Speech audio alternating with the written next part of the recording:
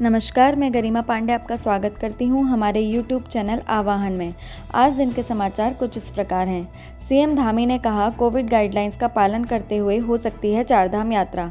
उत्तराखंड के मुख्यमंत्री पुष्कर सिंह धामी ने कहा है कि कांवड़ और चारधाम यात्रा में अंतर है। कांवड़ यात्रा में लोग एक जगह इकट्ठा होते हैं। हरिद्वार में 3 करोड़ से ज़्यादा लोग जुटते हैं, लेकिन चारधाम यात्रा में एक ही जगह पर इकट्ठा नहीं होते।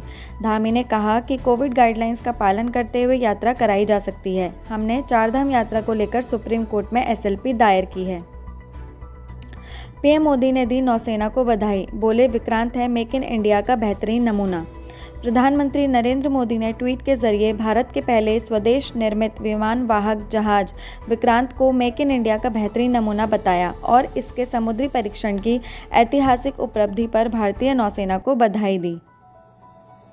मुख्यमंत्री पुष्कर सिंह धामी से फेसबुक पर रोजाना जुड़ रहे हैं औसतन 3000 लोग।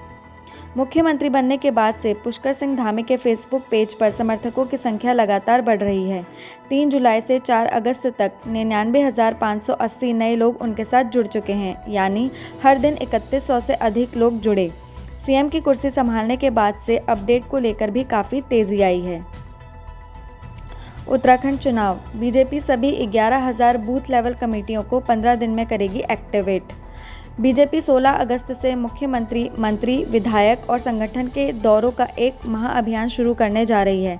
16 अगस्त से लेकर 30 अगस्त तक मुख्यमंत्री से लेकर बीजेपी के मंत्री, विधायक और संगठन के पदाधिकारी आपको गांव-गांव में बूथ लेवल पर दौरा करते नजर आएंगे। उत्तराखंड में चुनाव की दृष्टि से 11,235 पोलिंग बूथ हैं। बीजेपी ने इन्हें आधार बनाकर अपनी बूथ लेवल कमेटियां गठित की हैं, जिन्हें चुनाव के लिए अब एक्टिवेट किया जा रहा है।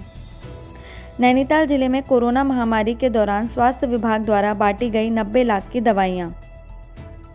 नैनीताल जिले में कोरोना संक्रमण के दौरान करीब 90 लाख रुपए की दवाइयां बांटी गईं। इसके लिए बुधवार को जिला प्रशासन ने बजट स्वीकृत कर दिया है। वहीं मोतीनगर में बिजली व्यवस्था, रामनगर में कोविड अस्पताल बनाने और BD पांडे अस्पताल में ऑक्सीजन प्लांट की सुविधा के लिए भी लगभग 3 करोड़ रुपए स्वीकृत कर दिए गए हैं।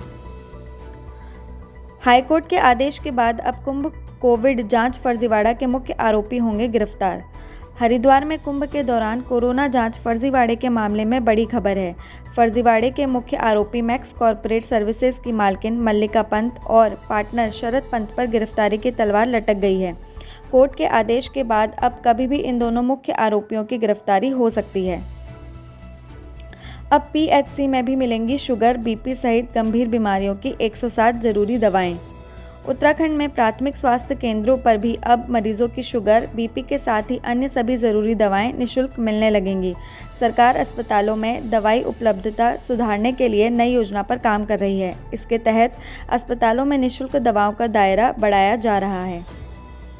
पूर्व CM त्रिवेंद्र सिंह रावत बोले, उत्तराखंड में बिजली की दरें हैं सभी श्रेणियों में कम। उत्तराखंड के पूर्व मुख्यमंत्री त्रिवेंद्र सिंह रावत ने आम आदमी पार्टी पर निशाना साधते हुए कहा कि मुफ्त बिजली देने के नाम पर दिल्ली सरकार जनता से धोखा कर बिल वसूल रही है। उन्होंने यह भी कहा कि दिल्ली में बिजली बहुत महंगी है। इससे विपरीत उत्तराखंड में सभी श्रेणियों में बिजली की दरें काफ़ी कम हैं।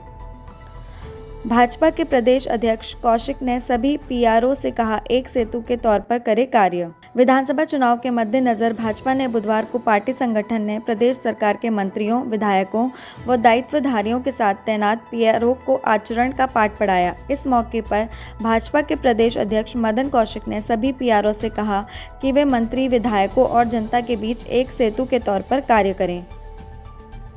झारखंड की कंपनियों ने 300 करोड़ का फर्जी कारोबार। झारखंड की 19 कंपनियों ने 300 करोड़ का फर्जी कारोबार दिखाकर 26 करोड़ के GST की चोरी की है। सेंट्रल GST की टीम ने इसका पर्दाफाश किया है। इस आधार पर कानूनी कार्रवाई की प्रक्रिया शुरू कर दी गई है। कांग्रेस विचार मंथन शिविर में बैठकों का दौर जारी। इस दौरान वर्ष 2022 में होने वाले विधानसभा चुनाव में पार्टी के प्रचार को धार देने के लिए मुद्दों को लयबद्ध कर टूल किट तैयार की गई। इसे पार्टी के संगठनात्मक से लेकर बूथ स्तर तक पहुंचाने की रणनीति भी बनी। जापान के टोक्यो में पीलीभीत की काबिलियत का बजा डंका। पुरुष हॉकी मुकाबले में भारतीय टीम ने जर्मनी को 4 के मुकाबले 5 गोल दागकर कांस्य पदक अपने नाम कर लिया। जर्मनी पर पहला गोल दागने वाला मझारा के लाल सिमरनजीत सिंह ने एक के बाद एक 2 गोल दागे और तीसरा पेनाल्टी कॉर्नर बनाकर अन्य साथियों को दिया। यह भी विजयी गोल में तब्दील हो गया। छत्तीसगढ़ में बढ़ा नक्सलियों का आतंक। नक्सल प्रभावित दंतेवाड़ा जिले में आईईडी ब्लास्ट में 12 लोग घायल हो गए हैं। दंतेवाड़ा जिले में गुरुवार सुबह नक्सलियों ने बारूदी सुरंग में विस्फोट कर एक निजी वाहन को उड़ा दिया है। इस घटना में 12 ग्रामीण घायल हुए हैं। घायलों में से 3 की हालत गंभीर है। गांव मवानी बना 100% वैक्सीनेशन वाला पहला गांव।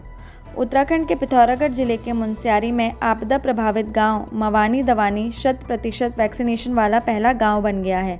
स्वास्थ्य विभाग की टीम बदहाल रास्तों के बीच 9 किलोमीटर की पैदल दूरी नापकर मवानी दवानी गांव पहुंची और ग्रामीणों का टीकाकरण किया।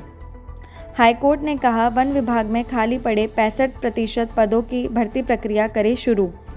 नैनीताल हाईकोर्ट ने प्रदेश के जंगलों में आग लगने के मामलों पर राज्य सरकार को 6 माह में वन विभाग में खाली पड़े 65% पदों को भरने के निर्देश दिए हैं।